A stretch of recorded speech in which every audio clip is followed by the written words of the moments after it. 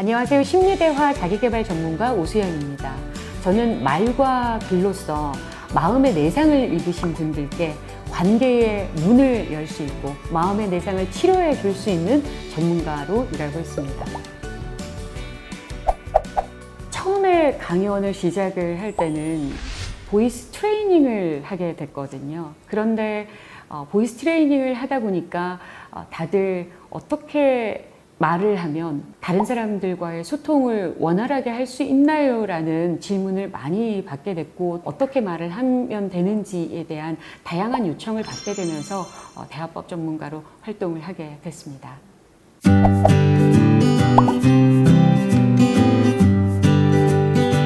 기본적으로 말을 잘한다라는 것은 상대방에게 공감을 잘 살 수 있는 그런 사람이 말을 잘하는 사람일 텐데요. 탁구 경기를 할 때 한쪽에서 너무 이렇게 세게 치는 것을 스매싱이라고 하는데요. 말을 하는 것도 이렇게 핑퐁처럼 하는 것이 무엇보다 중요할 것 같습니다. 주고받으면서 말이 이루어져야 되는데 일방적으로만 말을 하게 되면 그건 이제 말을 잘한다라고 볼 수가 없거든요. 이렇게 상대방으로 하여금 마음의 빗장을 열게 하고 공감을 얻을 수 있도록 해주는 사람, 그런 사람이 말을 정말 잘하는 사람이라고 볼 수 있습니다.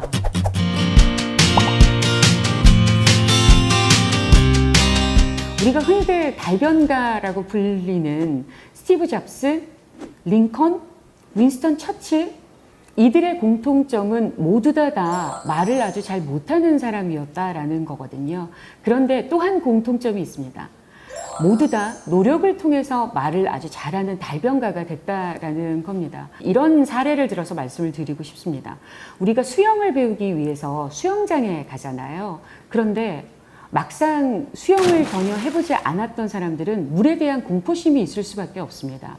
그래서 사실 처음에는 이 물에 대한 공포심 때문에 발만 물에다 담그고 이렇게 킥을 하게 되잖아요. 그 단계가 넘어서게 되면은 우리가 이제 킥판이라는 걸 잡고 이제 손을 돌리는 훈련을 하게 되는데요. 이런 단계를 거치면서 어느 날 수영을 잘하게 되는 모습을 발견을 하게 됩니다. 말도 똑같은 것 같습니다. 노력과 연습을 통해서 내공이 쌓이게 된다면 얼마든지 말을 잘하실 수가 있는 거죠.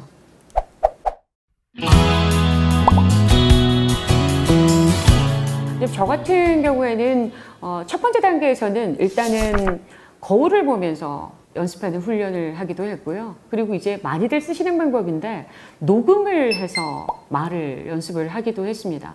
그리고 이제 세 번째는 친한 가족들, 남편, 엄마, 아빠 이렇게 앉혀놓고 소수의 그 가족들, 청중들을 대상으로 말을 연습을 해보는 겁니다. 그게 이제 익숙해지기 시작하게 되면 결국에는 다수의 사람들이 있다고 하더라도 말을 하는 것이 두렵지 않고 말을 하게 되거든요.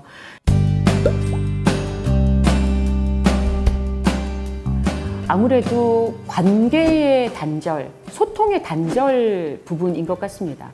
부부와의 사이도 마찬가지고요. 그리고 부모와 아이와의 관계에서도 마찬가지고요. 그리고 뭐 상사와 부하 직원 간의 관계에서도 마찬가지가 아닐까 싶은데요. 이런 다양한 상황들에 있어서 어려움을 토로하는 분들께 저는 이렇게 3단계로 시크릿을 말씀드리고 있습니다. 먼저 첫 번째 시크릿은 이겁니다. 질문하라인데요.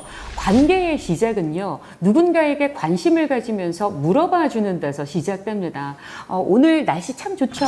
이렇게 그냥 물어봐 준다라든지, 아니면은 뭐, 김대리 뭐 엊그저께 아이 돌잔치 했는데 돌잔치 잘했어? 이렇게 무언가 상대방에게 관심을 가지면서 물어봐 주는 거, 질문해 주는 거, 이게 바로 그 첫 번째 시크릿이 되겠고요. 두 번째 시크릿은 바로 칭찬하라입니다. 뭐 이런 말이 있잖아요. 칭찬은 고래도 춤추게 한다라는 말이 있습니다. 실제로 제가 아는 지인분께서 범고래 조련사로 일을 하시는 분이 있으십니다. 그런데 이분이요, 정말 이 속담을 뼈저리게 느낀다라고 말씀을 하셨어요.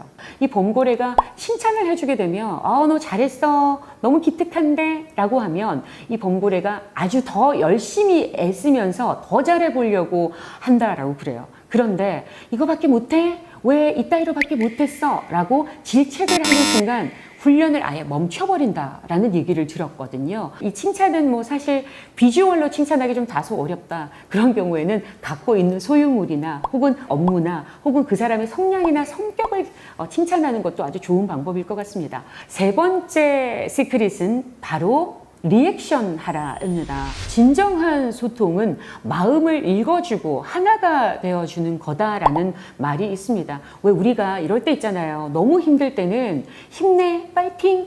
이라는 말보다 힘들지, 어떡해, 내가 네 마음 너무 잘 알겠어. 이런 말이 더 큰 위안이 될 때가 있거든요. 그래서 관계의 문을 여는 세 번째 스크릿은 바로 리액션 해주고 상대방에게 맞장구 쳐주면서 상대방의 마음을 헤아리는 것이 무엇보다 중요할 것 같습니다. 이 3단계의 법칙만 잘 지켜도 사실 부부 사이에 엄마와 아이, 그리고 아빠와 아이와의 사이, 그리고 이제 직장 내에서는 뭐 상사와 부하 직원 간의 관계, 그리고 동료 간의 관계도 어려움이 없지 않을까 싶습니다.